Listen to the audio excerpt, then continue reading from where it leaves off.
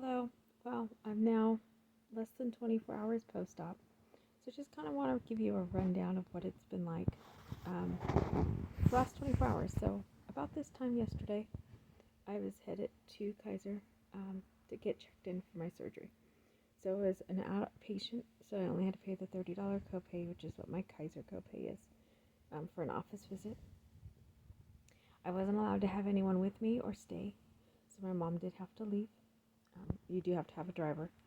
And you definitely need a driver. I will assure you that much. Um, so I got checked in. They walk you in the back. They do the usual vitals and stuff. I think what caught me most off guard, the nurses were amazing, is I had some new anesthesiologist. And it's kind of freaky because they do because I'm not big on pain, don't like pain. So I had to have a nerve block, which I recommend anyone having, especially now that my nerve block is starting to come off. I'm starting to feel a lot of pain. And I did take codeine this morning knowing that this was going to happen. So having Tylenol and codeine and the amount of pain that I'm in is really scary. But the nerve block was, to me, it's similar to a spinal tap, which I've not had because I'm scared of those as well. But they put a little tube in your neck and inject the painkillers right into the nerve. I think I still have it kind of wrapped where they did it on my neck. So the anesthesiologist, actually, was like 3 of them that came in to go through the process just to make sure it was in the right spot. It took about an hour before I was not able to move my arm. Or at first it was just my fingers that were kind of tingly, kind of like they fell asleep. And it slowly became my arm, and then I couldn't lift it at all. Because I kind of played with my mask a little bit because it kind of moves a little bit. And the girl next to me, or couples, kept coughing, and it just kind of scared me a lot. Because again, it is a hospital, and you don't know who's there for what. So that was the big thing. So finally, when the nerve block kicked in, then I had to wait for the surgical room. So I got there at noon, or just before. No, I had to be there at 1. So I got there about 12:30, I think. So I got there early, which I'm glad I'm left because we just recently had our first big rainstorm. So the roads were flooded, a lot of roads were closed. So being there early was very helpful. We got up to the surgical room, like I said, got checked in, and then we just had to wait. So actually my operation started at about 3:15. I was awake into the surgical room, which I've never really been awake before. Like when they removed my gallbladder, I was pretty much asleep. So that was different because they put the mask on me, and usually I'm asleep before the mask. I've never had to encounter that before. So when I came out of surgery, very nauseated. The general anesthesia definitely made me sick. I did throw up a lot of nothing, like a lot of nothing. Because you're not allowed to eat or drink after midnight except for cold and clear fluids up until 2 hours before. So I did have, just water, a lot of water and clear beverages up until 2 hours before, which was 11. Then I drank that carbonate. They gave me a sugar drink, a glucose drink to kind of give my body energy through the surgery, they said. And then that was the last thing I was able to drink. And that was at 11. So when I got out, I was just super sick, and I threw up all the way home. I felt really bad for my mom. But they gave me a lot of throw-up bags and napkins and stuff. The best thing I can say was, luckily I'm female. There are benefits to having dresses and long skirts. I have like a tube top type dress or skirt, so it can be worn as a dress or a skirt, and it's super long. So that was an amazing thing to take and wear. Is I'm taking my really long skirts and just pulling them up. I'm only 5'2" on a good day. Most of the time I'm probably closer to 5'1". So a long skirt's really easy for me to find. So I was able to just have them pull it up. I didn't have to move my arm, don't have to worry about taking anything on or off. And even going to the restroom is easy because it's not like I have pants or shorts or anything I needed to pull on or off. So with that said, that's what I'm wearing. I'm just wearing a super long skirt because I'm not really getting off of my recliner. I'm pretty much set on my recliner. and a couple blankets. Now, my cat seems to love my blankets and my recliner, and so we've been having some territory issues, but obviously he's not getting me to move. Now, Kaiser did send me home with a ice pack and electronic ice bag pad. So behind me, there's actually a box or electronic container where I put ice water in up to a line, or someone helps me. If not, I do it, because no one seems to want to get up and help me at 3 in the morning when it needed ice, and I was still hurting. So I learned how to just kind of fill it up. I have an ice chest next to me. I did have my family fill up the ice chest before they leave, like to school or work. Dump the ice in there, and then I just fill the water from the sink, since I'm here in the bedroom next to the bathroom. So I just fill that up, and then it plugs in. It's got two little snaps. If I can put a picture of it. I can't. So this is the ice pack. It's on my arm somewhere. Here we go. Get that glare out of the way. I have some connectors with some tubes, kind of like refrigerator connectors, like you see on your filter in your ice. So these connect, they pop off. There's two little buttons here on this side, so I can pop off the cords, which make it easy to go to the restroom and stuff. Oh, that kind of hurt. I probably shouldn't have done that. And then just connects to the ice water behind me, and it just runs ice water through this pad over my shoulder to kind of numb it. And that does help a lot, because I can feel it when it starts getting, I almost feel like it produces its own heat, so it gets really warm in there and it hurts. Since I have a nerve block, I didn't start any of the painkillers until this morning. I did take a Tylenol last night just because my throat's really scratchy from the tube they put down my throat during the surgery, so my throat is hurting. So I went ahead and took a little Tylenol to just kind of take the edge off last night, because I did have a hard time sleeping. Between my shoulder, just the pressure, although the nerve block numbed a lot of that, I still could kind of feel uncomfortable. And I'm definitely feeling uncomfortable today. And I'm not big on pain, and you would think I would, considering I already had my gallbladder out, but I'm definitely feeling this today. And everyone's told me to keep the pain under control, because if you lose control, it's just hard to gain control back. So I'm trying my best. I put reminders. I have Alexa in my house, so I set reminders so that she can tell me. Getting house from Bravo. So I have those reminders to remind me what time, in case I fall asleep. I can make sure I get up and take my medicine regularly. And then I know exactly when I took them, and I kind of log that on my calendar. Exactly what I took, in case I didn't take two and I only took one, or I took one instead of, or I took two, whatever. So I can kind of track that easier for me, so I can make sure I have a good idea of what's going on. The recliner has been helpful because I can recline it all the way back. I actually have a heated massaging one, although I don't really like the massaging part of it. It is starting to be a little fall like in my area, so it is a little colder, I guess. I like the cold, but yeah, it's better than the heat. But I do have a couple blankets, and then I have that as well in case I'm just going to take my mind off things. I think that's about it. I'm surviving. It's definitely been a different morning than it was yesterday, obviously, or last night. Yesterday when I got home, I did throw up a lot. Spent a lot of time, and I guess I can't shower for 2 days, but I still rinsed myself off just because I kept throwing up. And so everything that didn't have strapping on, so I didn't come home with a super bulky sling. To me, it's just a regular sling. You can see my tubes, so you can see the cloth they have between me and the ice pack that's running on my shoulder, and it pretty well runs. And then the blocking. I took the wrap off.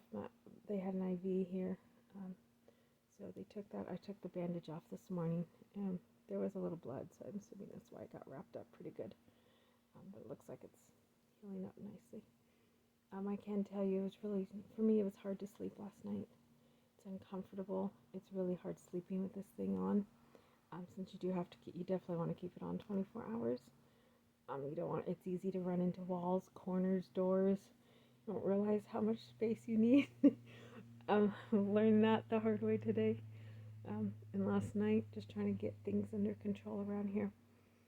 I did have, since they kind of told me to kind of go with they call the brat diet, I did actually, I'm trying to stay to basically bread, so I actually ate it, well, I guess not really bread, but a tortilla, plain, nothing to it. And that's kind of, I've been holding it down, so I may have to progress to something a little more fancy, but right now I'm just trying to stick to something light and easy, and something that isn't going to take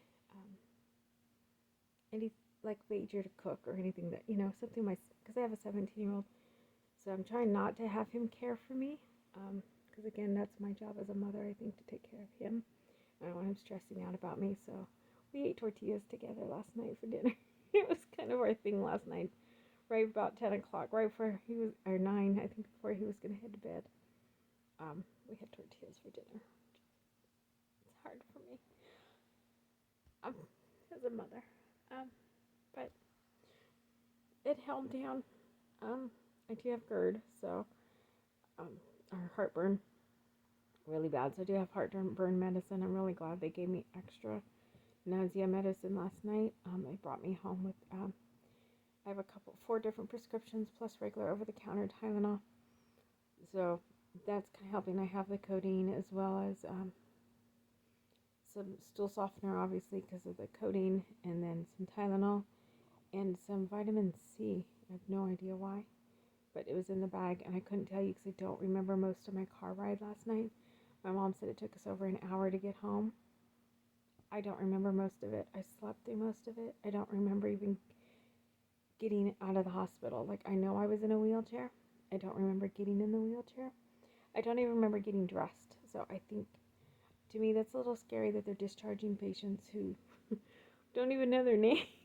Like, I woke up and I'm half hour. I don't even think I was literally a half hour from my house, which I guess that's in traffic. So you figured I was at the mall. Those who know my area, so I was at the mall. We're on the freeway from the mall, and we just had to come across town. So we just drove across town in the freeway, and that's all that was left. Maybe 10 exits to my house. Is when I kind of came to. And granted, we were in another town. Like I said, it's usually an hour away, and it took us extra time. A lot of it's because of the road closures, because of the big storm that came through. There's a lot of roads that were closed. Don't remember any of that at all. Don't remember. I barely remember. I do kind of remember getting into the car and putting my seatbelt on. The seatbelt part is the part that I remember, and I remember feeling nauseated and then giving me a green bag to throw up in. That's all I remember. I don't remember anything else. All of it's a blur until I got home. That's I remember when it was really bad. I felt really bad that my son had to watch me very, very nauseated. He was kind of concerned that I think he texted his older sisters, because I do have 4 kids, 3 of them obviously in their 20s, one's 29. So he kind of texted his sisters, kind of freaking out a little bit, and so they don't want to scare me or let me know. So they were texting my mom, but he was kind of freaked out just because I was really, really sick. That the anesthesia did make me very nauseous when I came out of it, and I was sick for several hours, up until about 9 o'clock when we had dinner. This morning, very plain again. I had tortilla. I know I'm dying for something other than tortillas, but right now it seems to be the only thing that seems somewhat appealing that's not going to make me throw up. So that's kind of my big thing, is I just want to make sure that I don't get too sick. But I'm making it through the first, I guess, almost 24 hours. I haven't moved much. I do try to walk just because having the nerve block in my neck kind of scares me, and I know you don't want to have blood clots go to your brain. It's a stroke, and most people don't survive strokes. So that kind of, I guess, scares me a bit. So I've been doing my best to try to get up and do things very independently, because that does worry me. I don't want, blood clot or anything. And I know my mom had a stroke, or a minor stroke. She had a blood clot travel to her brain when she had knee surgery a few years ago. And it was small enough and treatable that she has regained all her strength and a lot of her speech back through a lot of physical therapy. She's been therapy throughout COVID. She's been going twice a week, even during COVID, because in 2019 she had a major, or a small stroke after her knee surgery. So after that, I think I realized that even with this, I don't want to be dependent on someone, even the first few days, because that's what happened. It was like day 3 and she had her stroke. So that kind of, I guess, is an awakening for me not to just sit on this recliner and sleep all day, which is probably what I should do to recover. The threats of a stroke is still a real reality for me, something I've had to live through with my mother. So I think that's part of what I'm going through and why I'm up and moving or trying to move around a little bit. The bad thing is moving around causes your blood to flow a little faster, which I think kind of caused my nerve block to end a little sooner than I wanted it to. So I was like, that's the downside of being active, is it did stop and it's gone, or mostly gone. So my hands are moving, my fingers are moving. It's obviously my other hand that's holding the phone. Yes, I can. The doctor gave me a stress ball to squeeze. So those are my exercises every day, is squeezing the stress ball with my hand that had the surgery, just to make sure I keep my hand moving. And I guess below the elbow, or the elbow and below, I can move. I'm not going to do it at this time because it kind of scares me, but he gave me and I don't see directions, so I may have to ask, like elastic band to kind of stretch and work on at least moving my hands and stretching a little bit. So I'm going to play with the stress ball later. I think right now I'm just happy that I'm able to hold my phone with my left hand, which is what I had the surgery on, and I'm left-handed dominant. Now, as for work, my doctor took me off basically a month. He thinks I'll be fine. So my surgery obviously was October 25th, and we're scheduled to go back November 24th is what he put on the doctor's note. So with accommodations, it is with accommodations, no lifting, no climbing ladders, which I don't ever climb ladders. Luckily, my job doesn't require me to do that. It's mainly talking to people, talking on the phones. Obviously, I did try brushing my hair. I can't shower for 3 days, is what they said. So I've been trying to brush my hair, but again, you're with one hand, and you have to disconnect all of this, or at least for me, to go into the bathroom or the bathroom area to brush my hair and stuff. So I don't even have makeup on, which is kind of scary. Still kind of swollen, I can see. I'm assuming from the medicine and the IVs, because they give me a lot of stuff. And different medicines that they were talking about. But I'm alive, surviving. The first 24 hours of the nerve block, or 12 hours, whatever it's been, is definitely, you need a nerve block if possible, especially if you don't tolerate pain well, which I don't. And I told them I don't like going home when my pain is higher than a 3 or a 4.